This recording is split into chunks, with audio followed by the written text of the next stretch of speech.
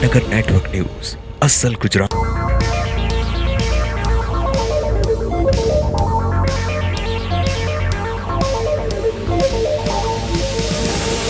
પાટનગર network news અસલ ગુજરાતી મિજાજ વિગતવાર સમાચાર પર નજર કરીએ તો માળિયાહાટીના 17 વર્ષીય વિદ્યાર્થીનું ગોંડલની એક ધોળકિયા શાળા હોસ્ટેલ મેનેજમેન્ટની બેદરકારીને લઈને મોત થયું હતું.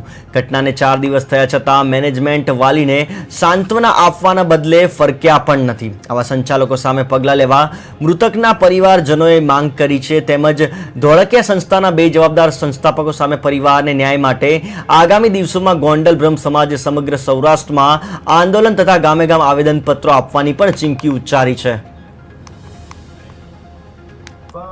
સંચાલકોએ એટલી કોઈ હમદર્દી બતાવી નથી. સંચાલકોએ સંવેદના ગુમાવી દીધી છે. એમને અહીંયા આવવું જોઈએ, અમને સાંત્વના આપવી જોઈએ અને એમના પરિવાર માટે અમને જે કંઈ આર્થિક હૂંફ દેવી જોઈએ એમને દેવી જોઈએ, પણ એ હજી સુધી થઈ નથી. બ્રહ્મ સમાજની માંગ છે કે સંવેદનશીલ વગરના આવા લોકો એની સામે અમે અવાજ ઉઠાવવા માટે તૈયાર છીએ. સૌરાષ્ટ્ર કચ્છ બ્રહ્મ સમાજના દરેક ગામે ગામે આ વાત અમે પૂર્તિ કરીશું. હજી પણ સમય છે, તહેવારોનો સમય હોવાથી હજી પણ ધોળકિયા સ્કૂલના કોઈ સંચાલકો ટ્રસ્ટીઓ આવી અને એમને મળી જાય તો કોઈ પ્રશ્ન નથી. એમને જે કાંઈ મદદ કરવી જોઈએ તો પણ અમને પ્રશ્ન નથી. પણ એ લોકો જે રીતે શ્યામના મૃત્યુમાં જવાબદાર છે એને અમે ખૂબ ધુતકારીએ છીએ અને ગોંડલથી આંદોલનની ચિંગારી ચાલુ થશે. ધોળકિયા સ્કૂલના સંચાલકોને હું એ જ સવાલ કરવા માંગુ છું કે આ બેદરકારી દાખવવા બદલ મને ક્યારે ન્યાય મળશે.